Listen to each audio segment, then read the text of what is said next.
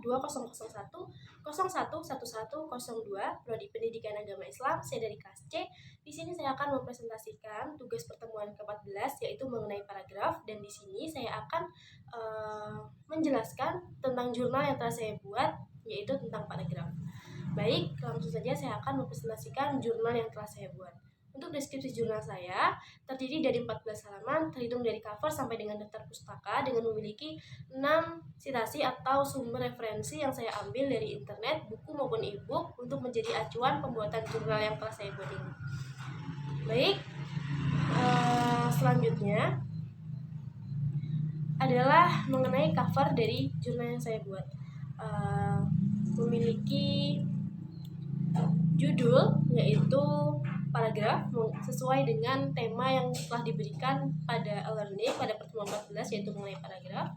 Selanjutnya adalah abstrak, di mana pada abstrak ini saya menjelaskan bahwa penting untuk mempelajari paragraf, bagaimana mempelajari paragraf secara benar agar kedepannya tulisan-tulisan yang kita buat tidak lagi terdapat kesalahan-kesalahan, sehingga saya mengajak para pembaca untuk membaca jurnal saya dan memahami lebih dalam bagaimana penggunaan paragraf dan apa saja yang terdapat di dalam paragraf.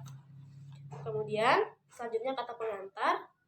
Jurnal ini saya buat di Rumbia pada tanggal 8 Desember 2020. Kemudian kita masuk pada bab yang pertama yaitu pendahuluan.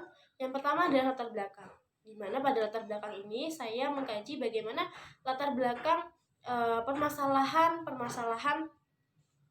paragraf yang nantinya akan kita bahas pada bab yang kedua. Sehingga pada latar belakang ini kemudian muncul beberapa pertanyaan yang nantinya akan menjadi PR dan akan dibahas pada bab yang kedua. Yang pertama yaitu mengenai apa sih pengertian dengan paragraf, yang kedua apa saja struktur paragraf, kemudian yang ketiga bagaimana unsur-unsur paragraf, kemudian yang keempat apa saja yang menjadi syarat-syarat paragraf, dan yang terakhir yaitu kelima apa saja jenis-jenis paragraf. Baik, kita masuk kepada bab yang kedua yaitu bab pembahasan. Yang pertama mengenai pengertian paragraf.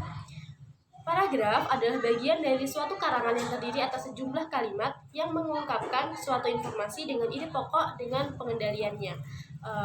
Sebuah paragraf selalu memiliki ide pokok yang merupakan inti dari informasi yang diungkapkan dalam paragraf. Selanjutnya, kita akan melihat bagaimana struktur paragraf. Nah, saya menampilkan 7 struktur paragraf. Yang pertama adalah jenisnya. Paragraf terdiri atas transisi kalimat, kalimat topik, kalimat penghubung, dan kalimat penegas. Yang kedua, paragraf terdiri atas transisi berupa kata, kalimat topik, kalimat pengembang, dan kalimat penegas. Yang ketiga, paragraf terdiri atas kalimat topik, kalimat pengembang, dan kalimat penegas. Dan yang keempat, paragraf terdiri atas transisi berupa kata, kalimat topik, dan kalimat pengembang. Yang kelima, paragraf terdiri atas transisi berupa kalimat, kalimat topik, dan kalimat pengembang. Yang keenam, paragraf terdiri atas kalimat topik dan kalimat pengembang. Serta yang terakhir, yang ketujuh, paragraf terdiri atas kalimat pengembang dan kalimat topik. Selanjutnya, kita akan melihat mengenai unsur-unsur paragraf. Apa saja sih unsur-unsur yang terdapat di dalam paragraf? Yang pertama adalah transisi. Kemudian yang kedua, kalimat topik. Yang ketiga, kalimat pengembang. Dan yang keempat, kalimat penegas atau kalimat penjelas.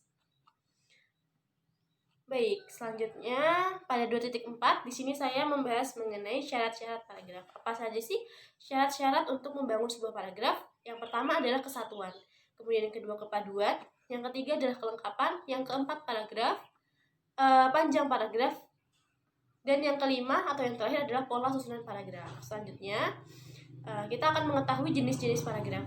Jenis-jenis paragraf terbagi menjadi 5 jenis. Yang pertama adalah paragraf eksposisi, yaitu paragraf pemaparan yang menjelaskan dan menginformasikan suatu hal yang untuk menambah pengetahuan dan pemahaman untuk bagi para pembaca.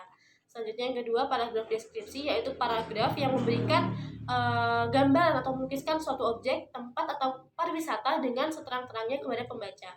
Kemudian yang ketiga adalah paragraf persuasi atau paragraf ajakan, yaitu paragraf yang berisi himbauan, bujukan atau saran kepada pembaca.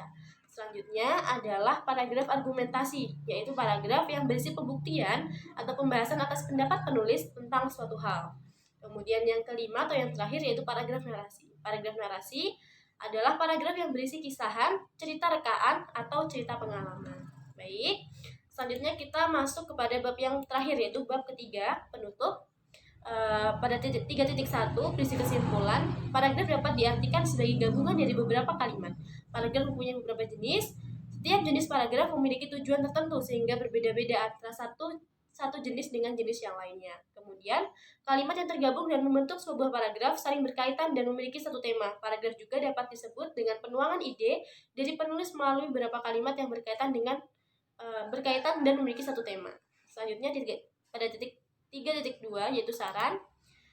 Di sini saya menghimbau bahwa masih banyak generasi sekarang yang masih belum begitu paham mengenai bahasa Indonesia, terkhususnya mengenai paragraf.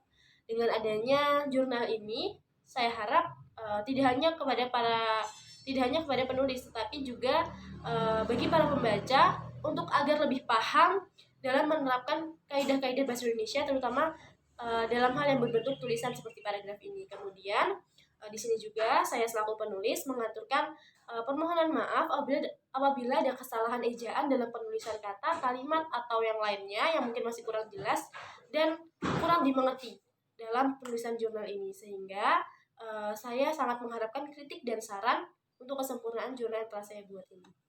Baik, untuk slide yang selanjutnya yaitu mengenai daftar pustaka. Setelah saya sampaikan di awal bahwa saya mengambil 6 literasi atau sumber yang saya jadikan acuan untuk membuat jurnal mengenai paragraf ini. Baik, mungkin sekian presentasi dari saya. Mohon maaf apabila terdapat kesalahan. Saya akhiri. Wabillahi taufiq wal hidayah. Wassalamualaikum warahmatullahi wabarakatuh.